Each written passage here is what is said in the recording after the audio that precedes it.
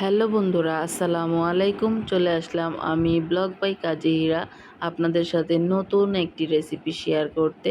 আজকে গ্রামীণভাবে রান্না করে নিয়েছি এই যে টমেটো দিয়ে রুই মাছের ঝোল।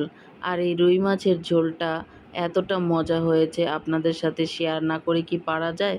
তো স্কুল থেকে চলে আসছি বাচ্চাকে নিয়ে, এসে দেখি যে হাজব্যান্ড অনেকগুলো মাছ নিয়ে এসেছে।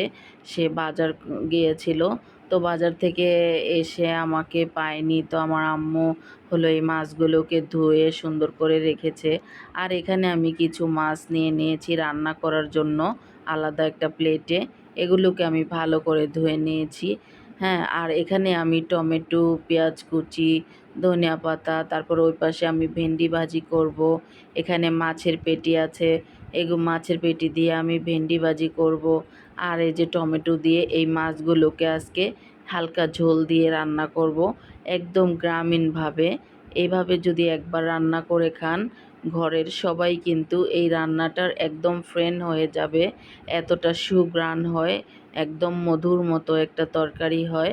তো আজকে সেটাই আপনাদের সাথে শেয়ার করব। এই যে এখানে আমি প্যান বসিয়ে দিলাম চুলায়। এখন কিন্তু আমি এখানে সরিষার তেল দিয়ে দিয়েছি, স্বাস্থ্যকর সরিষার তেল। তো এখানে আমি সরিষার তেলটা দিয়ে সুন্দর করে তাওয়াটাকে কভার করে নিয়েছি। আর এখানে আমি কিন্তু এখন যে মাছগুলো এনেছে, সেই মাছগুলো কেটে ধুয়ে রেখেছিলাম, সেগুলোকে এখন আমি মশলা মাখিয়ে এই যে ভাজতে চলে আসলাম। আর মাছটা কিন্তু খুবই তরতাজা ছিল।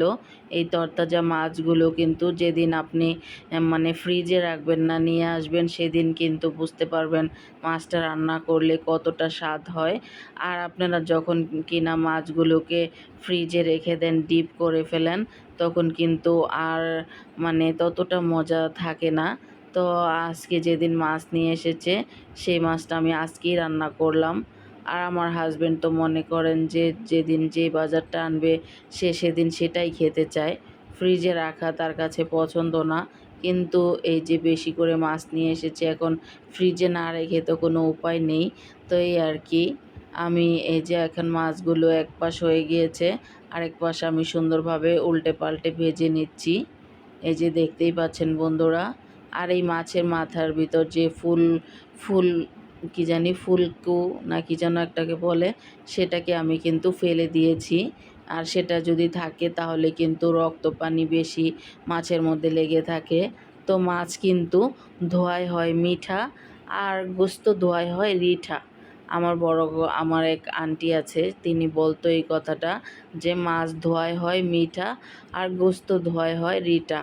তো মাছটা কিন্তু ভালো করে ধুতে হবে, না হলে কিন্তু মাছের থেকে গন্ধ আসবে, খেতে ভালো লাগবে না। তো এই যে আমার মাছ ভাজাটা হয়ে গিয়েছে বন্ধুরা, আমি এখন একটা পাতিল বসিয়ে দিয়েছি। এখানে আমি এখন টমেটোটা রান্না করে নেব, তারপর আমি মাছটাকে দিয়ে দেব।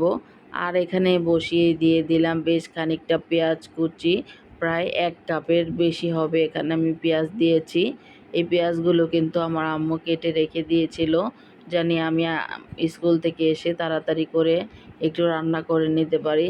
তো এই যে স্কুল থেকে এসে কিন্তু রান্নার একটা প্যারা থাকে খুব। আর বাজার সদাই সব কিছু ঘরে থাকলে তখন কিন্তু আর এত প্যারা থাকে না। আচ্ছা যাই হোক, এই যে কিন্তু এখানে আমি পেঁয়াজের সাথে মরিচ দিয়েছি, কাঁচা মরিচ। এগুলোকে দিয়ে এখন আমি সামান্য একটু লবণ দিয়ে দিলাম, যেন পেঁয়াজটা তাড়াতাড়ি নরম হয়ে ভাজা হয়ে যায়। এই যে দেখতেই পাচ্ছেন বন্ধুরা। যারা একটি লাইক দিতে ভুলে গিয়েছেন, প্লিজ একটি লাইক দিয়ে ভিডিওটি কন্টিনিউ করবেন। আপনাদের কাছে এই একটাই অনুরোধ আমার। আর এই যে আপনাদের মূল্যবান বক্তব্য আমার কমেন্ট বক্সে রেখে যাবেন, আপনাদের একটি কমেন্টস খুবই গুরুত্বপূর্ণ। তো এই যে আমার এখানে পেঁয়াজটা ভাজা হয়ে গিয়েছে, আমি কিন্তু এত লালচে করে ভাজিনি। আর এখানে আমি দিয়ে দিলাম প্রায় হাফ চামচ থেকে একটু বেশি হবে হলুদের গুঁড়ো। আর এখন আমি দিয়ে দিচ্ছি মরিচের গুঁড়ো। আর এই মশলাগুলো দিয়ে কিন্তু আমি পানি দিচ্ছি না। তো এইভাবে রান্না করলে কিন্তু গ্রামীণ স্বাদ পাওয়া যায়। হ্যাঁ, আর এখানে হলো আমি যে টমেটোগুলো কেটে রেখেছিলাম, এই যে হলুদ মরিচের মধ্যে, সেই টমেটোগুলো দিয়ে আমি ভালোভাবে কষিয়ে নিচ্ছি নেড়ে চেড়ে। এটা কিন্তু ভাজাও হয়ে যাবে আর মশলাটাকেও কষানো হয়ে যাবে। সেই জন্যই আমার এই পদ্ধতি, আমি আগে মশলাটা কষিয়ে দিইনি। আগে মশলা কষিয়ে দিলে দেখা যায় গ্রামীণ টেস্ট পাওয়া যায় না, আর আমার কাছেও ভালো লাগে না। আর আমার কাছে যেটা ভালো না লাগে আমি কিন্তু আমার হাজব্যান্ডকে খাওয়াইও শান্তি পাই না। আর আমার যত আয়োজন সব কিছুই আমার মনে হয় আমার হাজব্যান্ডের কথা মনে করেই আমি করি। কারণ যেহেতু হাজব্যান্ডকে খুব ভালোবাসি, তার জন্য ভালোবেসেই রান্না করি। কারণ রান্নাটা অলওয়েজ কিন্তু ভালোবেসেই করতে হয়। আর ভালোবাসা না থাকলে রান্না বাড়া কিছুই ভালো লাগে না, মজা হয় না। তো এই যে দেখো, আমি টমেটোটা ভেজে নিয়ে এখানে কিন্তু একটু পানি দিয়ে দিয়েছি। পানিটা দেওয়াতে এখন খুব সুন্দরভাবে মশলার সাথে এটা কষানো হয়ে যাবে। আর এই যে দেখো, আমার এটা কিন্তু কষানো হয়ে গিয়েছে। আর টমেটোটা খুবই ভালো মানের ছিল। এই সিজনে এসেও টমেটোটা কিন্তু শক্ত থেকে যায়নি, এটা সুন্দরভাবে নরম হয়ে গিয়েছে। আর এখন এই যে মাছ যেগুলো আমি ভেজে রেখেছিলাম, সেই ভাজা মাছগুলোকে এখানে দিয়ে দিচ্ছি। দিয়ে আমি এখানে ঝোলের পানি অ্যাড করে দিব।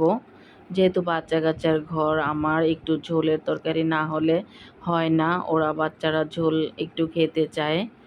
তো আমাদের বড়দের দেখা যায় মাছ ভুনা করলে এক পিস মাছ দিয়ে খাওয়া হয়ে যায়। আর বাচ্চারা কিন্তু বলে আমাকে ঝোল দাও, ঝোল দাও। তো আলহামদুলিল্লাহ, আমার যেহেতু ছোট ছোট বাচ্চারা আছে, তোমরা সবাই জানো আমার আলহামদুলিল্লাহ 2টি ছেলে 2টি মেয়ে। তো তাদের জন্য তো আমাকে রান্না করতে হয়। সব দিক মাথায় রেখেই আমি রান্নাটা করি। আর আমার হাজব্যান্ডও দেখা যায় এরকম রান্নাই তার পছন্দ, সে এত ভাজি ভুনা খেতে চায় না। তো এই যে এখানে কিন্তু আমার তরকারিটা প্রায় হয়ে এসেছে। আর এখানে স্বাদ বাড়ানোর জন্য আমি বেশ খানিকটা ধনিয়া পাতা দিয়ে দিলাম। এভাবে গ্রামীণ স্বাদের যদি তোমরা রান্না পছন্দ করে থাকো, তাহলে আমার চ্যানেলটা সাবস্ক্রাইব করে পাশে থাকা বেল আইকনটা অন করে দিতে পারো। এরকম নিত্য নতুন রেসিপি আমি দিয়ে থাকি গ্রামীণ স্বাদে। সেই রেসিপিগুলো কিন্তু তোমাদের কাছে নোটিফিকেশনটা চলে যাবে বন্ধুরা। তো আমার রান্নাটা যদি ভালো লাগে, ফ্যামিলি এবং ফ্রেন্ডসদের সাথে শেয়ার করতে ভুল করো না কিন্তু। সেটা তোমাদের কাছে আমার একটাই অনুরোধ। আমার ভিডিও বানাতে বাচ্চা কাচ্চা রেখে খুবই কষ্ট হয়। আর যারা ইউটিউবে আসোনি তারা কিন্তু এই কষ্টটা আসলে বুঝতে পারবে না, কতটা কষ্ট ইউটিউবের একটা চ্যানেল চালানো। তো যাই হোক, শখের বিষয়ে এসে আমি এখন ফেঁসে গিয়েছি, এটা বলে লাভ নেই। তো আমার রান্নাটা যদি ভালো লাগে, আমার চ্যানেলটি সাবস্ক্রাইব করে পাশে থেকো। আর একটি লাইক দিতে ভুলে গিয়েছো যারা, তারা প্লিজ একটি লাইক দিয়ে দাও আমার ভিডিওটি। তোমাদের একটি মূল্যবান বক্তব্য আমার কমেন্টস বক্সে রেখে যাও। আল্লাহ হাফেজ, ভালো থেকো সবাই।